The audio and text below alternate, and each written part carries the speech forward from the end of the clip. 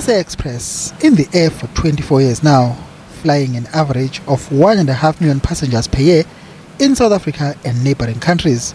But recently, frightening reports surfaced of technical problems and even an aircraft blowing an engine mid-air. Now, the South African Civil Aviation Authority has stepped in. The decision that the CAA took follows an audit that we conducted over a number of days at the operator.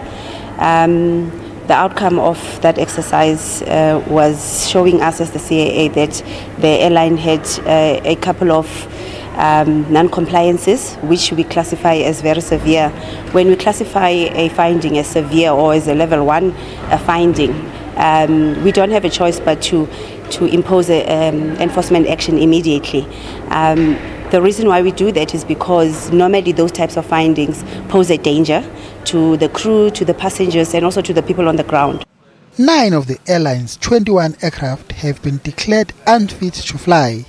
There are 9 aircraft that we grounded, and the reason for that was because we were getting conflicting reports from the staff at the airline, and therefore, because we could not guarantee what is the correct status of those aircraft, we therefore said we removed the privileges of their certificate of airworthiness. But basically what it means is that once we remove your air operator certificate, you can't operate even the fleet that we didn't ground. So effectively we've shut down the doors of SA Express. SA Express will need to apply for an operating license from scratch if it wants to return to the skies again. For them to get back on air, they will have to restart a process of applying to the CAA and convince us as the regulator that they meet all the standards that we've set in terms of our regulations.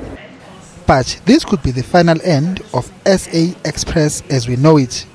Minister Gordhan has announced plans to merge SA Express and Mango with SAA because they all fly to the same destinations. Mbongeni Muchwa, SABC News, Johannesburg.